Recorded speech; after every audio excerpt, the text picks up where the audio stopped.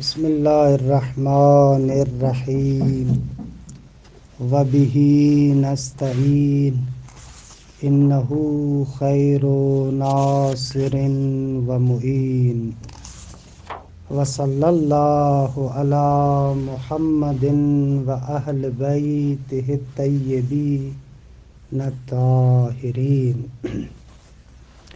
پروردگار عالم آپ تمام عزیزان کی توفیقات خیر میں اضافہ فرمائے۔ الحمدللہ ہماری گفتگو محاضرات فی الالہیات میں مباحث عدل الہی میں تھی، اور مباحث عدل الہی میں ہم فصل تاسع یعنی 9ویں فصل میں امر بین الامرین کے مسئلے تک پہنچے تھے۔ عرض ہوا کہ مسئلہ جبر و اختیار عمیق ترین اور دقیق ترین مباحث میں سے ہے کہ بالاخر انسان کے فعل کے بارے میں کیا کہا جائے۔ آیا انسان اپنے تمام افعال میں مختار محض ہے، یعنی مستقل ہے، یا نہ انسان اپنے تمام افعال میں مجبور ہے؟ عرض ہوا کہ یہ دونوں باتیں غلط ہیں۔ نہ انسان اپنے افعال کے اندر مجبور محض ہے، نہ ہی مختار محض ہے، خلافاً للاشاعرۃ والمعتزلہ۔ اشاعرہ اور معتزلہ کے برخلاف اس مسئلے کے اندر مکتب آل محمد کا بہترین نظریہ ہے۔ عرض ہوا تھا کہ اصل مشکل بھی یہ ہے کہ ایک طرف سے توحید افعالی کو ثابت کرنا چاہتے ہیں ہم لوگ، اور دوسری طرف سے عدل الہی کو بھی مد نظر رکھا ہے۔ اب کیا کیا جائے؟ کیونکہ اگر ہم کہتے ہیں انسان اپنے افعال میں مستقل ہے، تو اس کا مقصد یہ ہے کہ توحید افعالی کو ہم نہیں مانتے، یعنی کچھ ایسے امور ہیں جن امور کے اندر ہم لوگ انسان کو مستقل سمجھتے ہیں اور خدا کی سلطنت سے بیرون اور باہر قرار دیتے ہیں، جیسا کہ اشاعرہ معتزلہ کو کہتے ہیں کہ بھئی انسان کو تم لوگ جب اپنے تمام افعال میں مستقل مانتے ہو، یعنی توحید افعالی کے منکر ہو۔ دوسری طرف سے معتزلہ کہتے ہیں کہ اگر آپ لوگ انسان کے افعال کو بھی خدا کا فعل قرار دیں تو جبر لازم آئے گا، اور اس صورت میں عدل الہی کا انکار لازم آئے گا۔ آخر کہاں جائیں؟ توحید افعالی کو بچانے جاتے ہیں، عدل الہی میں مسئلہ ہو جاتا ہے۔ عدل الہی کو محفوظ رکھتے ہیں، توحید افعالی کا انکار ہوتا ہے۔ دونوں فرقوں میں یہ مسئلہ ہے۔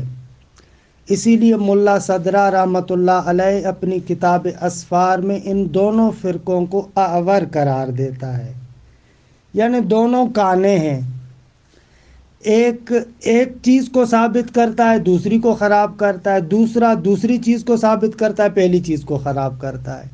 لہذا یہ دونوں فرقے اعور ہیں، کانے ہیں، ان کی ایک آنکھ پھوٹی ہوئی ہے۔ اس کے مقابلے میں حکماء اور متکلمین امامیہ کہتے ہیں کہ ہم دونوں چیزوں کو محفوظ کرتے ہیں، یعنی توحید افعالی کا انکار بھی لازم نہیں آئے گا اور عدل الہی بھی اپنی جگہ پر محفوظ رہے گا، یعنی نہ مجبور محض مان رہے ہیں نہ مستقل محض مان رہے ہیں۔ اچھا، تو اس کا کیا مقصد ہے؟ اس امر بین الامرین کی بہت ساری تفسیرات ہیں، ان میں سے یہاں پر جو تفسیر ہے وہ حکمت مطالعہ کے مبانی کو مد نظر رکھتے ہوئے استاد سبحانی ذکر کرتے ہیں، اور خوبصورت تبیین ہے کہ انشاءاللہ اس کو تو ابھی بیان کریں گے، لیکن اصل مسئلے کو تھوڑا سا اچھے طریقے سے سمجھے۔ ہم جو کہتے امر بین الامرین نہ جبر محض ہے نہ اختیار محض ہے، تو بعض لوگ اس کو یوں سمجھتے ہیں کہ یعنی کچھ امور میں مجبور ہے اور کچھ امور میں مستقل ہے۔ بعض لوگوں سے پوچھے نا، وہ ایسے کہتے ہیں، اور ایک روایت سے بھی تمسک کرتے ہیں کہ حالانکہ اس روایت سے مراد یہ نہیں ہے کہ امیر المومنین نے ایک بندے کو کہا کہ تم اپنی ایک ٹانگ اٹھاؤ۔ اس نے پوچھا کہ مولا انسان مجبور ہے یا مختار؟ تو امام نے اسے کہا کہ آپ اپنی ایک ٹانگ اٹھائیں۔ زمین پر کھڑے تھے تو اس نے ایک ٹانگ اٹھائی، کہا کہ اٹھا لی، کہا کہ جی۔ کہا کہ اب دوسری ٹانگ اٹھاؤ، کہا کہ مولا کیسے ہو سکتا ہے کہ دوسری ٹانگ کو بھی میں اٹھاؤں؟ نہیں اٹھا سکتا۔ تو امام نے کہا کہ یہ جو تم نے ایک ٹانگ اٹھائی ہے اتنے تم مختار ہو، اور دوسری ٹانگ نہیں اٹھا سکتے اتنے تم مجبور ہو۔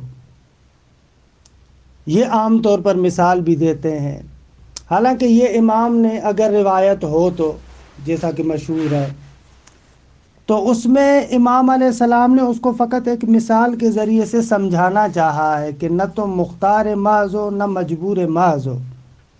لیکن اس مثال سے کبھی بھی مقصد یہ نہیں ہے کہ انسان بعض امور میں مستقل محض ہے اور بعض امور میں مجبور محض ہے، کہ یعنی آپ ایک کچوبر بنا دیں کہ مثلا ٹانگ اٹھانے میں انسان مستقل ہو جائے اور دوسری ٹانگ کو اٹھانے میں مجبور محض ہو جائے۔ امر بین الامرین کا مقصد یہ نہیں ہے کہ بعض امور میں استقلال مطلق ہو اور بعض امور میں اجبار مطلق ہو، جیسے کہ بعض لوگ اس روایت سے ایسے تاثر دیتے ہیں۔ یہ غلط ہے، امر بین الامرین سے یہ مراد نہیں ہے۔ اس صورت میں تو پھر آپ نے وہی جو اشاعرہ اور معتزلہ پر اشکال کر رہے تھے، ان دونوں کے اشکالات آپ پر وارد ہو جائیں گے۔ آپ نے کہا تھا کہ اشاعرہ مجبور محض مانتے ہیں اور معتزلہ مستقل محض مانتے ہیں، وہ تفویض کہتے ہیں، وہ جبر کہتے ہیں۔ آپ نے اٹھا کر دونوں کو جمع کر دیا، یعنی آپ نے کہا بعض افعال کے اندر انسان مجبور ہے اور بعض افعال کے اندر تفویض ہے۔ خوب قطعاً یہ مراد نہیں ہے اس روایت سے، اور امر بین الامرین سے بھی مراد یہ نہیں ہے کہ آدھے امور میں انسان مستقل ہو جائے بالکل اور آدھے امور کے اندر انسان مجبور ہو جائے بالکل۔ نہ نہ نہ عزیز من، یہ مراد نہیں ہے، بلکہ امر بین الامرین سے مراد یہ ہے کہ انسان جو فعل اختیاری انجام دیتا ہے اسی فعل اختیاری کے اندر من جہت مجبور ہے، اسی فعل اختیاری کے اندر من جہت مختار ہے۔ دقت کرے نہ کہ افعال کو آپ تقسیم کر دیں، بعض افعال کے اندر تفویض کے قائل ہو جائیں اور بعض افعال کے اندر آپ جبر کے قائل ہو جائیں۔ یہ تو ان دونوں نظریات کے جو شناعت ہے، جو قب ہے، وہ آپ کے اندر جمع ہو جائے گا۔ اشاعرہ کے قول کے اندر ایک بدبختی تھی، معتزلہ کے قول کے اندر دوسری بدبختی تھی، آپ آئیں اور ان دونوں بدبختیوں کو اپنے اندر جمع کر رہے۔ یہ تھوڑی مراد ہے امر بین الامرین سے۔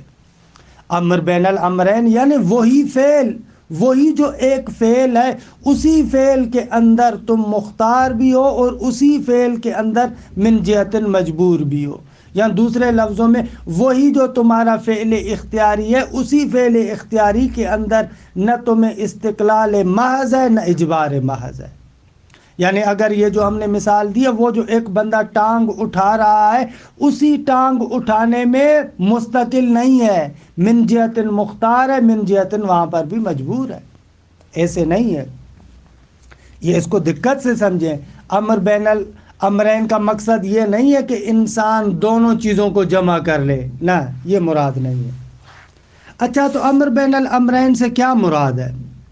امر بین الامرین سے مراد یہ ہے کہ انسان جو ایک فعل کو انجام دیتا ہے در عین حال کہ اس فعل کے اندر انسان کو اختیار ہوتا ہے، لیکن اسی فعل کے اندر فیض خدا کا محتاج بھی ہے، اسی فعل کے اندر انسان خداوند متعال کی جانب سے حول و قوت کا محتاج ہے۔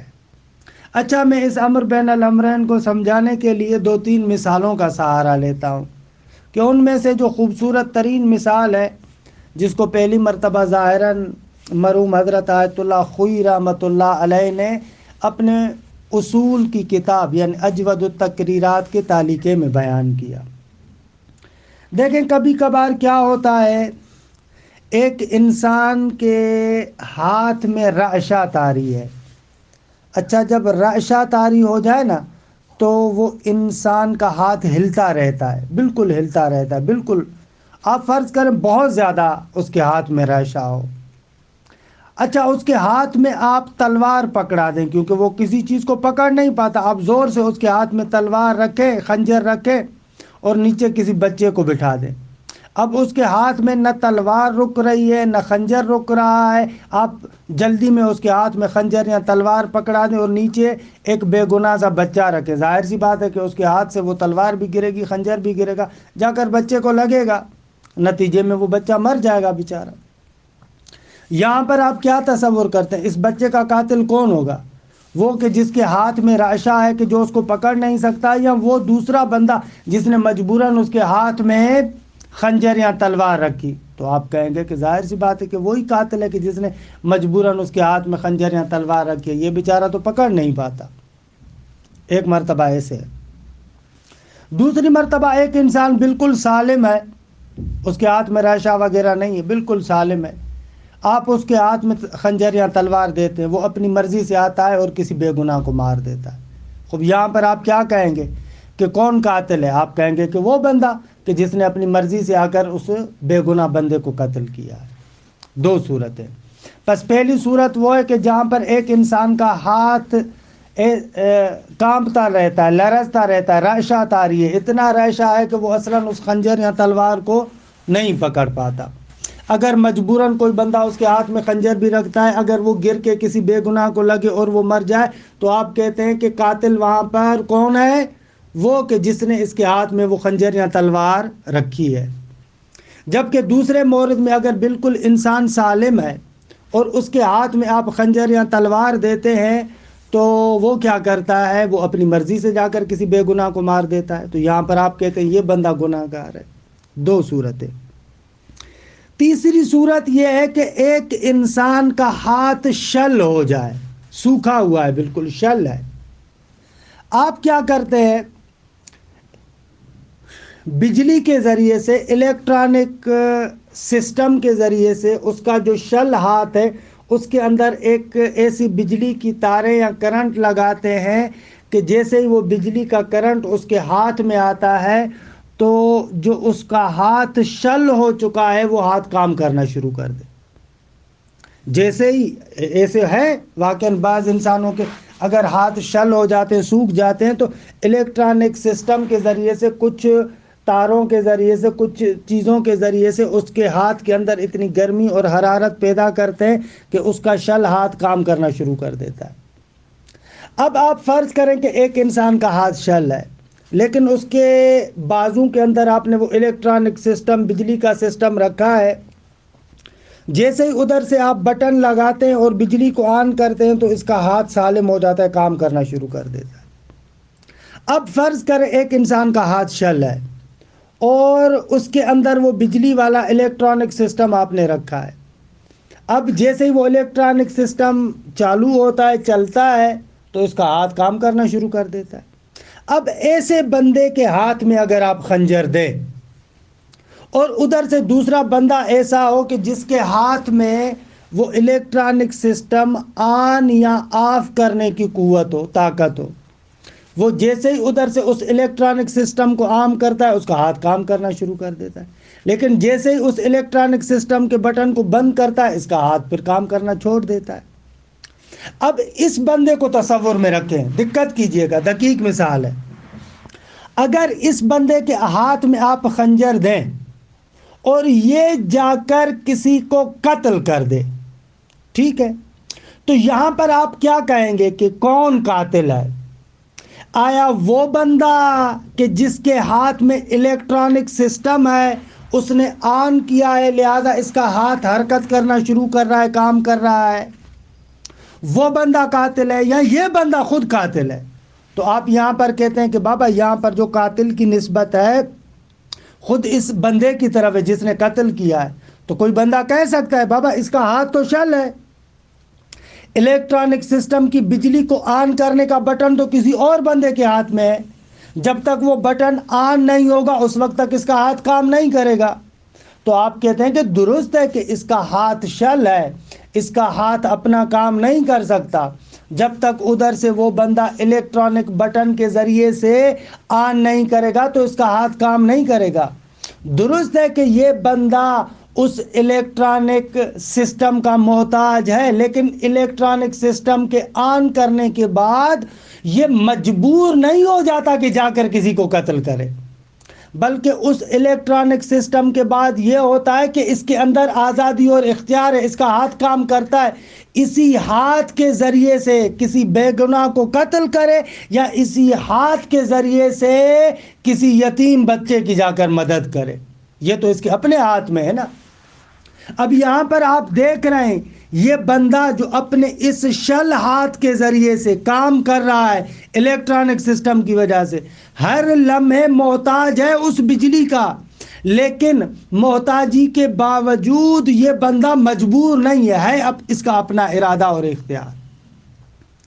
یہ اگر آپ نے 3 مثالیں سمجھ لیں تو ہمارے بحث کے اندر جو جبر و تفویض و امر بین الامرین تینوں کی مثالیں آ جاتی ہیں۔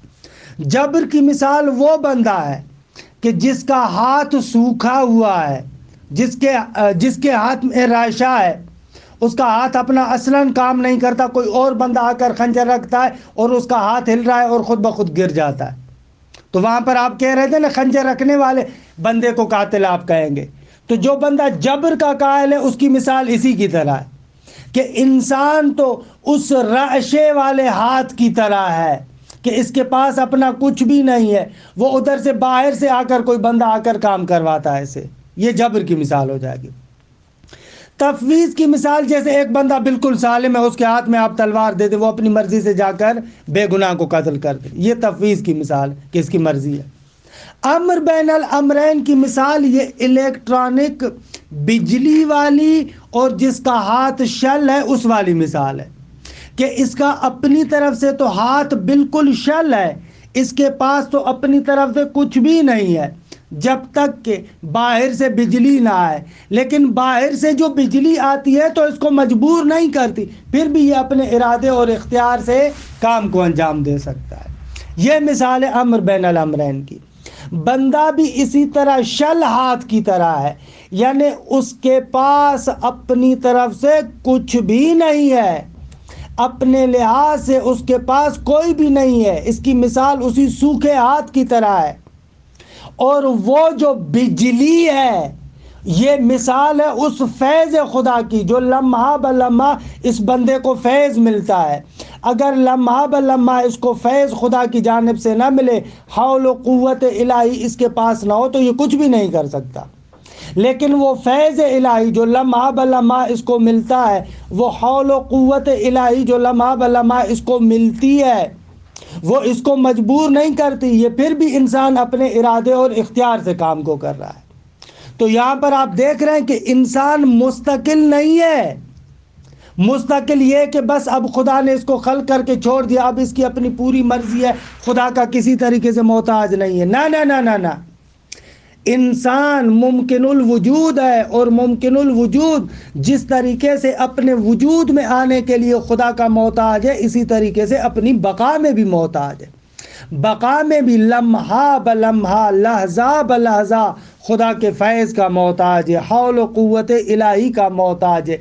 اس بجلی کی طرح ہے جو لمحہ بلمحہ اس کے پاس بجلی آئے گی تو اس کا ہاتھ کام کرے گا، اگر بجلی 1 منٹ کے لیے کٹ جائے تو اس کا ہاتھ کام کرنا چھوڑ دے گا۔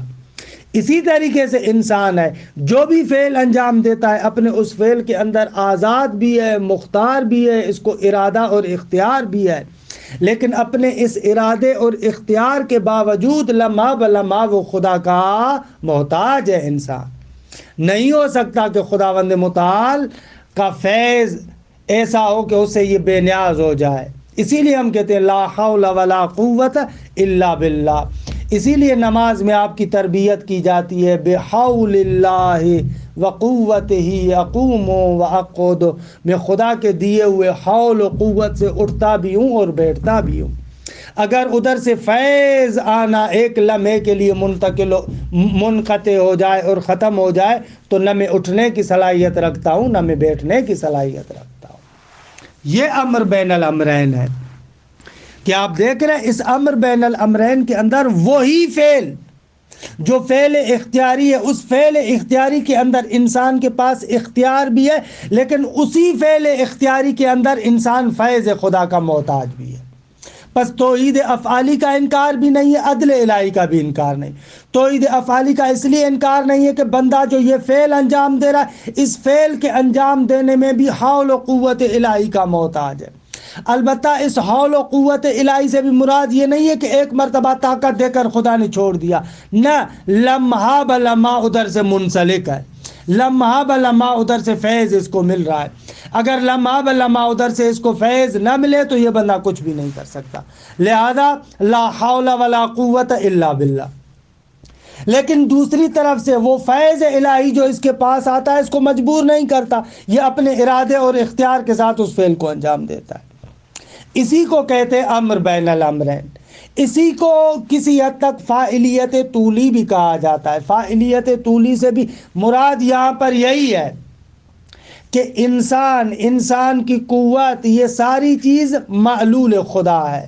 خداوند متعال اس کو عطا کرتا ہے، انسان کو وجود عطا کرتا ہے، وجود کے کمالات عطا کرتا ہے، اور وہ لمحہ بلمحہ اس کو وجود اور وہ کمالات عطا کرتا رہتا ہے، جس وجود اور کمالات کی بنا پر یہ اپنی مرضی اور مراد کے ساتھ آ کر مختلف فعلوں کو انجام دیتا ہے۔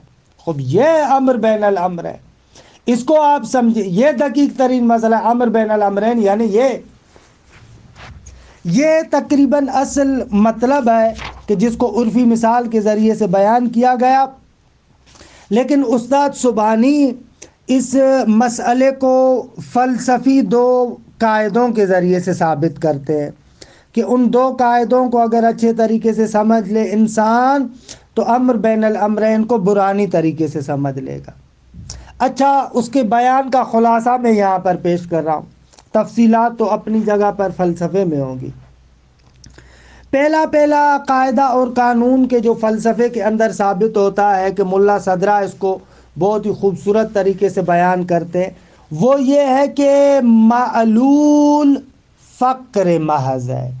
جو وجود معلول ہے وہ وجود ربط ہے، معنی حرفی ہے، نہ کہ معنی اسمی۔ اچھا، اس کی میں تھوڑی سی وضاحت کروں معنی اسمی اور معنی حرفی کی، تاکہ ہمارے لیے وجود معلول سمجھ میں آئے کہ وہ فقیر ہے، فقر ہے، یعنی کیا۔ دیکھیں، آپ علم اصول میں بھی پڑھتے ہیں کہ شہید صدر نے خوبصورت طریقے سے اس کو حلقات میں بیان کیا ہے، اور آپ ادبیات میں بھی کسی حد تک پڑھتے ہیں کہ کلمہ معنی پر دلالت کرتا ہے، البتہ وہ معنی یا معنی مستقل ہے یا معنی غیر مستقل ہے۔ یہ آپ صرف میر سے لے کر ہدایہ، سمدیہ، سیوطی، ان تمام ادبیات کی کتابوں میں پڑھتے ہیں کہ یا معنی مستقل ہے یا معنی غیر مستقل ہے۔ معنی غیر مستقل کو آپ کہتے ہیں معنی حرفی، اور اس کے مقابلے میں جو معنی مستقل ہے اس کی دو صورتیں، یا فعل ہے یا اسم ہے، کہ میں اس کو فی الحال اجمالی طریقے سے معنی اسمی کہہ رہا ہوں۔ بس یا معنی مستقل ہے یا معنی غیر مستقل ہے، کہ علم اصول میں شہید صدر اصلا لغت کو ان دو حصوں میں تقسیم کرتے ہیں، کیونکہ اعراب کے ساتھ اس کا کام نہیں ہے نا، وہ ایسے تقسیم کرتا ہے، یا معنی اسمی ہے یا معنی حرفی ہے۔ معنی اسمی یعنی معنی مستقل، معنی حرفی یعنی معنی غیر مستقل۔ اچھا یہ معنی مستقل اور معنی غیر مستقل کیا ہے، اس کی تھوڑی سی وضاحت کروں۔ دیکھیں معنی مستقل کی خاصیت یہ ہوتی ہے کہ آپ اس معنی کو مستقل طریقے سے بذات خود تصور کر سکتے ہیں۔ وہ معنی بذات خود اپنے معنی پر دلالت، وہ معنی بذات خود اپنے مطلب پر دلالت بھی کرتی ہے۔ اس معنی کو آپ مستقل طریقے سے خارج میں تحقق بھی دے سکتے ہیں۔ یہ معنی مستقل کی خاصیت ہے۔ مثلا جس طریقے سے زید یا انسان ایک مستقل معنی ہے، اس معنی انسان کو مستقل طریقے سے آپ تصور بھی کر سکتے ہیں۔ یہ معنی انسان اپنے معنی کو مطلب کو بیان بھی کر رہا ہے، اور یہ معنی انسان مستقل طریقے سے خارج میں موجود بھی ہو سکتا ہے۔ یہ اس کی خاصیت ہے کہ یہ معنی تصور میں آنے کے لیے، مطلب کو سمجھانے کے لیے، اس کو خارج میں تحقق دینے کے لیے ہم کسی چیز کے محتاج نہیں ہیں، وہ خود بخود اس معنی کے اندر صلاحیت ہے۔ یہ ہو جاتی ہے معنی اسمی۔ اس کے مقابلے میں معنی حرفی کی خاصیت یہ ہے کہ آپ اس کو مستقل طریقے سے تصور نہیں کر سکتے۔ آپ کہتے ہیں سرت من البصرۃ الی الکوفہ، اس من کے معنی کو کبھی بھی آپ مستقل طریقے سے تصور نہیں کر سکتے۔ آپ جو کہتے ہیں من ابتدائے غایت کے لیے ہے، یہ ابتدائے غایت جو آپ کے ذہن میں تصور آ رہا ہے، یہ الابتداء، یہ معنی اسمی ہے۔ من کا معنی یہ والا جو آپ تصور کر رہے ہیں ابتدائے غایت، یہ معنی نہیں ہے، بلکہ من کا معنی وہ معنی غیر مستقل ہے جو سرت من البصرۃ الی الکوفہ، بصرہ اور کوفہ، سرت سیر اور بصرے کے درمیان ہے۔ سرت من البصرۃ، یہ سرت اور بصرہ کے درمیان جو آپ من لے کر آئے، اس معنی حرفی من کو آپ اس سیر اور بصرے کے ضمن میں سمجھ رہے ہیں، یعنی اس ابتدائے غایت کو جو معنی حرفی ہے آپ مستقل طریقے سے اصلاً ذہن میں بھی تصور نہیں کر سکتے جب تک کہ سیر کا تصور نہ کریں، جب تک کہ آپ بصرے کا تصور نہ کریں۔ سیر اور بصرے کا جب تک آپ تصور نہیں کریں گے، آپ اس ابتدائے غایت کو کبھی بھی سمجھ نہیں سکتے۔ یہ معنی حرفی کی خاصیت ہے کہ معنی حرفی کو کبھی بھی انسان مستقل طریقے سے تصور نہیں کر سکتا، حتماً معنی اسمی اور معنی فعلی کے درمیان اس کو آپ لے کر آئیں گے۔ یہ اس معنی حرفی کی خاصیت ہے۔ یہ آپ ادبیات میں نقطہ پڑھتے ہیں اور اس کو غور سے سمجھیں۔ من کا معنی سے نہیں ہے، یہ سے، یہ جو آپ کہتے ہیں سے اور تصور کرتے ہیں، یہ سے معنی اسمی ہے۔ من کا وہ معنی ہے جو سرت من البصرۃ الی الکوفہ، سرت اور بصرہ کے ضمن میں آپ تصور کرتے ہیں۔ معنی حرفی کو آپ کبھی بھی ذہن کے اندر مستقل طریقے سے تصور نہیں کر سکتے، حتماً معنی اسمی اور معنی فعلی کے ضمن میں اس کو تصور کریں گے، مستقل طریقے سے اس کو کبھی بھی تصور نہیں کیا جا سکتا۔ اسی لیے آغا نائنی اپنے دروس میں، آخوئی کے جو استاد علم اصول میں اجود التقریرات میں کہتے ہیں کہ معنی حرفی معنی ایجادی ہے اور معنی اسمی معنی اختاری ہے، کہ ان کی اس اختاری اور ایجادی سے مراد بھی یہ ہے کہ آپ حرف کے معنی کو مستقل طریقے سے ذہن میں خطور نہیں کر سکتے، ذہن میں تصور نہیں کر سکتے۔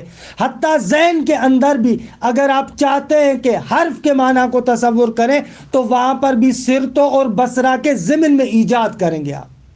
یہ جو ارتباط ان کے اندر ایجاد کیا جاتا ہے، اس کے ضمن میں آپ جو سمجھتے ہیں، اس کو کہا جاتا ہے معنی حرفی۔ بس اسے کہتے ہیں معنی غیر مستقل۔ حرف معنی غیر مستقل ہے، یعنی مستقل طریقے سے آپ اس کو تصور بھی نہیں کر سکتے۔ یعنی حرف بیچارہ اپنے معنی کو بیان کرنے کے لیے تصور کے مرحلے میں بھی اسم یا فعل کا محتاج ہے، دلالت کے مرحلے میں بھی اسم یا فعل کا محتاج ہے، تحقق کے مرحلے میں بھی اسم یا فعل کا محتاج ہے۔ اس کے پاس اپنی طرف سے کچھ بھی نہیں ہے۔ حرف بیچارہ ربط محض ہے، ربط ہے، فقط ارتباط ہے دو اسموں کے مابین یا اسم و فعل کے مابین۔ حرف کا کام بیچارے کا یہی ہے، فقط ربط محض ہے، خود معنی اسمی نہیں ہے، مستقل نہیں ہے۔ اچھا، اگر آپ نے اس کو سمجھ لیا حرف کے معنی ہے ربطی کو، تو اسی چیز کو یہاں پر فلسفے میں بیان کرتے ہیں۔ ملا صدرہ کہتا ہے کہ معلول بھی اس حرف کی طرح ربط محض ہے، اس کا اپنا وجود کے اعتبار سے ذرہ برابر استقلال نہیں ہے۔ وجود مستقل کائنات کے اندر فقط خدا کی ذات ہے، وجود مستقل فقط خدا ہے، اس کے علاوہ جتنے بھی ممکنات ہیں وہ ربط محض ہیں۔ حتیٰ ملا صدرہ کہتا ہے کہ ممکنات کو آپ فقیر بھی نہ کہیں، فقیر یعنی اس معنی میں کہ اس کی ایک ذات ہو اور اس پر فقر آ کر جداگانہ طریقے سے طاری ہوا ہو، نہ نہ نہ نہ نہ، ایسے نہیں ہے کہ ذات ثبت لہ الفقر، اس معنی میں فقیر نہیں ہے، بلکہ ممکن فقیر ہے یعنی فقر محض ہے، اصلاً اس کی ذات نہیں ہے، اس کے ذات کے اندر فقر پوشیدہ ہے۔ خوب یہ معنی ہے ممکن الوجود فقیر ہے، یعنی اصلاً اپنی ذات کے اندر فقر رکھتا ہے، اصلاً ممکن یعنی ربط محض۔ اسی چیز کو ملا صدرہ کہتے ہیں اضافہ اشراکی کے عنوان سے۔ جیسے آپ مثلاً دیکھتے ہیں نا، سورج ہے اور اس کی کرنیں ہیں، یہ جو سورج کی مختلف کرنیں ہیں، شعاع ہیں، ان کو ذرہ برابر استقلال نہیں ہے۔ ایک لمحے کے لیے سورج ہٹ جائے تو یہ شعاع اور کرنیں ختم ہو جاتی ہیں، ان کا کوئی استقلال نہیں ہے۔ اسی طریقے سے ممکن الوجود بیچارہ بھی فقر محض ہے، وہ اس سورج کے کرنوں کی طرح ہے، شعاعوں کی طرح ہے، اور شمس الحقیقت خدا کی ذات ہے۔ وہ جو شمس حقیقت ہے وہ خدا ہے۔ ایک لمحے کے لیے خدا نخواستہ اگر یہ شمس حقیقت غروب کرے تو پوری کی پوری کائنات ختم ہو جاتی ہے۔ یہ معنی ہے اس کا کہ وجود معلول عین ربط ہے، معلول عین ربط ہے علت کی بنسبت۔ اچھا، اس کی محتاجی بھی جو ہم کہہ رہے ہیں کہ وجود معلول عین ربط ہے، یہ احتیاج بھی اس طریقے سے نہیں ہے جس طریقے سے عرض جوہر کا محتاج ہوتا ہے، کہ یہ فلسفے میں پڑھتے ہیں کہ ایک لحاظ سے ممکن الوجود دو چیزوں کی طرف تقسیم ہوتا ہے، یا ماہیات ممکنہ جوہر ہیں یا عرض ہیں، کہ یہ میں پہلے بھی وضاحت کر چکا ہوں، پھر بھی عرض کر رہا ہوں۔ جوہر کہتے ہیں ماہیت اذا وجدت فی الخارج وجدت لا فی الموضوع، جیسے انسان، زید، امر، بکر، ایک ایسی ماہیت کہ اگر خارج میں موجود ہو تو کسی موضوع میں نہیں ہے۔ عرض اس کے مقابلے میں ماہیت اذا وجدت فی الخارج وجدت فی الموضوع، ایک ایسی ماہیت ہے کہ جو خارج میں متحقق ہو تو کسی موضوع کے اندر ہوگی۔ مثلا جس طریقے سے رنگ خارج میں کسی چیز کے اندر ہوگا، کھڑا ہونا کسی شخص کا کھڑا ہونا ہوگا، درست؟ ان کو آراز کہتے ہیں۔ تو عرض بھی محتاج ہے جوہر کا، عرض بھی محتاج ہے موضوع کا جس موضوع کے اندر ہے، لیکن بہرحال عرض درست ہے اپنے وجود میں، تحقق میں جوہر اور موضوع کا محتاج ہے، لیکن مقام تصور میں آپ عرض کو مستقل طریقے سے تصور کر سکتے ہیں، آپ عرض کو، رنگ کو جداگانہ طریقے سے تصور کر سکتے ہیں، آپ مثلا کھڑے ہونے کو، قیام اور قعود کو جداگانہ طریقے سے تصور کر سکتے ہیں۔ یہ مقام تصور میں مستقل ہے، لیکن مقام تحقق میں، خارج میں متحقق ہونے کے لیے محتاج ہے موضوع کا۔ حتیٰ ممکن الوجود معلول علت کی بنسبت ایسے نہیں ہے جس طریقے سے عرض جوہر کی نسبت سے ہوتا ہے، کہ عرض جوہر کا تحقق میں، خارج میں محتاج ہوتا ہے لیکن مقام تصور میں محتاج نہیں ہوتا۔ نہ نہ نہ نہ نہ، معلول علت کی بنسبت ایسی احتیاج بھی نہیں رکھتا، بلکہ معلول اپنی علت کی بنسبت ایسے ہے جیسے معنی حرفی معنی اسمی کی نسبت سے، کہ معنی حرفی میں آپ دیکھتے ہیں مقام تصور میں بھی محتاج ہے، مقام دلالت میں بھی محتاج ہے، مقام تحقق میں بھی محتاج ہے، یعنی فقر محض ہے، اس کی پوری ذات کو اس فقر نے گھیرا ہوا ہے۔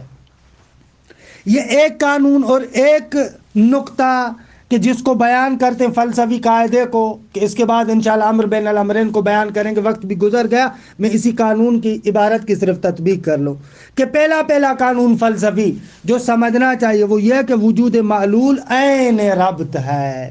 اچھا، دوسرے قانون کو کل ذکر کریں گے، وقت ختم ہو گیا۔ بسم اللہ الرحمن الرحیم۔ الفصل التاسع، 9ویں فصل، الامر بین الامرین، امر بین الامرین، قد عرفت ان المجبر جنحوا الی الجبر، آپ نے جان لیا کہ جو مجبرہ ہیں، جبریون ہیں، وہ جبر کی طرف میلان رکھتے ہیں. لأجل التحفظ علی توحید الافعالی، اس لیے تاکہ توحید افعالی کی حفاظت کر سکے. وحصر الخالقیت فی اللہ سبحانہ، اور چاہتے ہیں کہ خالقیت کو پروردگار عالم کے وجود میں منحصر کریں. کما ان المفوضۃ انحازوا الی التفویض، لیکن دوسری طرف سے آپ دیکھتے ہیں مفوضہ بھاگے جاتے ہیں کس کی طرف؟ تفویض کی طرف. لغایت التحفظ علی عدلہ سبحانہ، تاکہ عدل الہی کی حفاظت کر سکے. وکلا الفریقین، چاہے جبری ہوں چاہے معتزلی ہوں، دونوں فرقے، غفلا عن نظریۃ ثالثۃ، ایک تیسرے نظریے سے دونوں غافل ہیں، کہ یؤیدھا العقل، جس کی تائید عقل کرتی ہے، ویدعمھا الکتاب والسنہ، جس کا پشتیبان خدا کا کلام ہے، کتاب و سنت اس کے پشتیبان ہے. وفیھا الحفاظ علی کل من اصلئی التوحید والعدل، کہ اس تیسرے نظریے میں دونوں اصول یعنی توحید اور عدل دونوں کی حفاظت ہو جاتی ہے. مع نزاہتھا عن مضاعفات القولین، دونوں توحید بھی بچ جاتی ہے، عدل بھی بچ جاتا ہے، ساتھ اس کے کہ ان دونوں کے جو زوائد چیزیں تھے، جو مضرات تھے، نقصانات تھے، خراب چیزیں تھے، ان سے منزہ اور پاک بھی ہے. وَهَذَا هُوَ مذہب الامر بین الامرین، یہ وہی امر بین الامرین والا مذہب ہے. الذی ابدعتہ ائمۃ اہل البیت علیہم السلام، کہ یہ وہی نظریہ ہے کہ جس کو ابداع کیا ہے، پیش کیا ہے ائمہ اہل بیت نے. وَهُوَ مختار الحکماء الاسلامیین، یہی وہ نظریہ ہے جو اسلامی حکماء کا مختار بھی ہے. والامامیہ من المتکلمین، اور متکلمین میں سے جو امامیہ ہیں ان کا بھی یہی مختار ہے. وتبیین هذه النظریہ رہن المعرفۃ باصلین عقلیین، اس نظریے کا بیان مرہون منت ہے کہ دو عقلی اصول اور قواعد کو ذکر کرے. برہن علیہما فی الفلسفۃ الاولی، کہ جن دونوں اصولوں پر برہان قائم کیا گیا ہے فلسفہ اولا میں. وہما، وہ دونوں اصول یہ ہیں. پہلی اصل، وجود المعلول عین الربط بوجود علتہ، وجود معلول عین ربط ہے علت کے وجود کی بنسبت. ان قیام المعلول بالعلت، ان قیام المعلول بالعلہ لیس من قبیل قیام الارض بموضوعہ او الجوہر بمحلہ.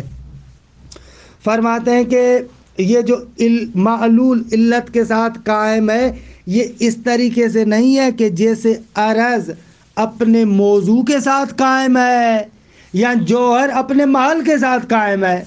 کہ البتہ ان دونوں کی اگر میں وضاحت کروں، عرض اور موضوع کی تو وضاحت کی، جوہر اپنے محل کے ساتھ، جس طریقے سے انشاءاللہ فلسفے میں آپ پڑھیں گے کہ ہمارے پاس انواع جوہریہ ہے، تو انواع جوہریہ بھی محل کے ساتھ متقوم ہوتی ہیں. لیکن فرق یہ ہے کہ عرض اس موضوع کا محتاج ہوتا ہے جو موضوع اپنی ذات میں عرض سے مستغنی ہوتا ہے، لیکن جوہر اس محل کا محتاج ہوتا ہے. انواع جوہریہ جن کو آپ کہتے ہیں، صور نوعیہ جن کو آپ کہتے ہیں فلسفے میں، وہ صور نوعیہ جس محل کی محتاج ہوتی ہے، وہ محل اپنے وجود میں ان صور سے مستغنی نہیں ہوتا.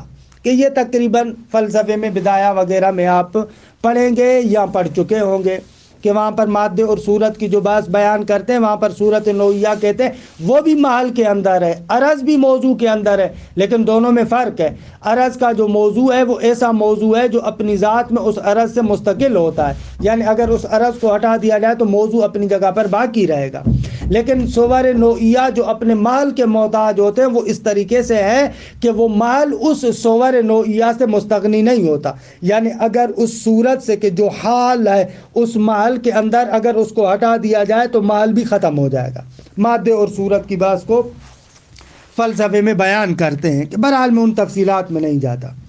کہنے کا مقصد یہ ہے کہ معلول جو علت کا محتاج ہے اس کی احتیاج ایسے نہیں ہے جس طریقے سے عرض موضوع کا محتاج ہوتا ہے، یا اس طریقے سے نہیں ہے جیسے صور نوعیہ مادے کی محتاج ہوتی ہے، نہ بل قیامہ بہا، بلکہ معلول کا قیام علت کے ذریعے سے یرجع الی معنی دقیق، ایک دقیق اور عمیق معنی کی طرف پلٹتا ہے کہ یشبہ قیام معنی الحرفی بالمعنی الاسمی فی المراحل الثلاث، کہ اگر اس کی شباہت بھی ہم دیں تو وہی ہوگی جیسے معنی حرفی معنی اسمی کے ساتھ قائم ہوتی ہے 3 مرحلوں میں، کہ وضاحت خارج میں دے چکا ہوں۔ ایک مرحلہ تصور ہے، ایک مرحلہ دلالت ہے کہ یعنی معنی کو بیان کرنے کا مرحلہ، تیسرا مرحلہ تحقق اور وجود کا مرحلہ ہے۔ فَإِذَا قُلْتَ سِرْتُ مِنَ الْبَصْرَةِ إِلَى الْكُوفَةِ، جب کہا جائے کہ میں بصرے سے کوفے کی طرف سیر کر رہا ہوں تو فَهُنَاكَ مَعَانٍ اسمیہ، یہاں پر ایک معنی اسمی ہے۔ معنی اسمی سے مراد معنی مستقل ہے، چاہے پھر آپ اس کو ادبیات میں فعل کہیں یا اسم کہیں، یہاں پر فی الحال مراد ہماری معنی اسمی سے وہی معنی مستقل ہے۔ شہید صدر کی جو تعبیرات ہے وہی کہ ہی سیر والبصرہ، وہ کیا ہے؟ سیر بصرہ اور کوفہ ہے۔ وَمَعْنًا حرفیٌ، یہاں پر ایک معنی حرفی ہے، وَهُوَ كَوْنُ السَّيْرِ مَبْدُوًا مِنَ الْبَصْرَةِ وَمُنْتَهِيًا إِلَى الْكُوفَةِ، کہ سیر کا آغاز بصرے سے اور انتہا کوفے پر ہے۔ البتہ ذہن میں رہے فالابتداء والانتہاء المفہومان من کلمتي من وإلى فاقدان للاستقلال فی مجال التصور، فرماتے ہیں وہ ابتدا اور انتہا جو من اور الہ سے آپ سمجھتے ہیں وہ مقام تصور میں بھی مستقل نہیں ہے، وہ من کا جو معنی ہے معنی حرفی حتی مقام تصور میں بھی مستقل نہیں ہے۔ فلا یتصوران مستقلین و منفکین ان تصور البصرۃ والکوفہ، یہ دونوں ابتدا اور انتہا جو من اور الہ والا معنی ہے حرفی، یہ دونوں کیا ہے؟ نہ مستقل طریقے سے تصور ہو سکتے ہیں، نہ بصرے اور کوفے سے جدا ہو کر آپ ان کو تصور کر سکتے ہیں۔ وَإِلَّا، اگر ان کو مستقل طریقے سے آپ تصور کریں، لَعَادَ الْمَعْنَى الْحَرْفِيُّ مَعْنًى اسْمِيًّا، تو جو معنی حرفی ہے وہ معنی اسمی بن جائے گی۔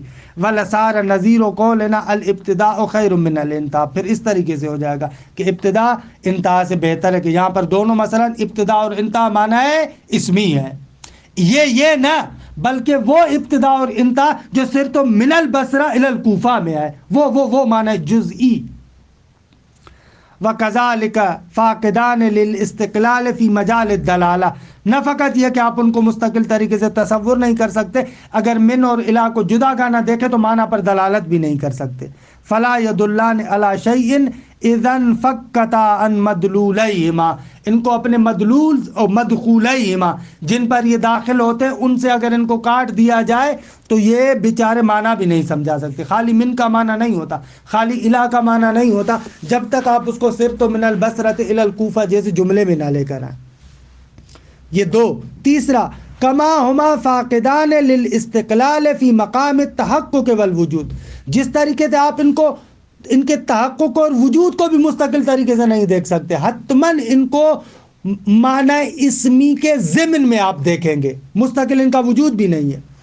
فلیس للابتداء الحرفی وجود مستقل منفک عن متعلق، فرماتے ابتداء حرفی کا اصلاً وجود مستقل نہیں ہے، ایسا وجود نہیں ہے کہ جو اپنے متعلق سے جدا ہو۔ کما لیس للانتہاء الحرفی وجود کذالک، جس طریقے سے انتہاء حرفی کے لیے بھی وجود مستقل نہیں ہے جو اپنے متعلق سے جدا ہو، نہ ایسے نہیں ہے۔ وَعَلَى ضَوْءِ ذَلِكَ، اس کی روشنی میں سمجھ میں آیا، یتبین وزان الوجود الامکانی، یہ وجود امکانی کا جو وزان ہے اس کی مثال ہے الذی بہ تتجلی الاشیاء وتتحقق الماہیات، کہ جس وجود امکانی کے ذریعے سے اشیاء متجلی ہوتی ہیں، جلوہ گر ہوتی ہیں، ماہیات خارج میں متحقق ہوتی ہیں، فَإِنَّ وِزَانَهُ إِلَى الْوَاجِبِ لَا يَعْدُو عَنْ وِزَانِ الْمَعْنَى الْحَرْفِيِّ إِلَى الْإِسْمِ۔ آغا یہ واجب کی نسبت اسی طریقے سے جیسے معنی حرفی معنی اسمی کی نسبت سے ہے۔ لِأَنَّ تَوْصِيفَ الْوُجُودِ بِالْإِمْكَانِ، وجود کو جو ہم کہتے ہیں یہ وجود ممکن ہے، لَيْسَ إِلَّا بِمَعْنَى قِيَامِ وُجُودِ الْمُمْكِنِ وَتَعَلُّقِهِ بِعِلَّتِهِ الْمُوجِبَةِ لَهُ، نہیں ہے مگر اس وجہ سے کہ وجود ممکن قائم ہے، وجود ممکن متعلق ہے اپنی علت کے ساتھ، الموجبۃ لہ، جو اس کو ایجاب کرنے والی ہے، جو اس کو وجوب دینے والی ہے، پھر وجود دینے والی ہے۔ الشیء ما لم یجب لم یوجد، ولیس وصف الامکان خارجا عن ہویتہ و حقیقتہ، یہ امکان اس وجود ممکن کی ہویت اور حقیقت سے خارج نہیں ہے، بلکہ اس کی ہویت اور وجود کے اندر دخالت رکھتا ہے، اس کے وجود کے اندر ساری ہے۔ بل الفقر والربط عین واقعیتہ، بلکہ یہ فقر، یہ ربط، یہ اس ممکن الوجود کی عین واقعیت ہے۔ وَإِلَّا، اگر آپ کہیں کہ نہ وہ ذات میں تو مستقل ہے، فقر ایک صفت عارضی ہے اس پر، وَإِلَّا فَلَوْ كَانَ فِي حَقِّ ذَاتِ غَنِيًّا ثُمَّ عَرَضَ لَهُ الْفَقْرُ يَلْزَمُ الْخُلْفُ،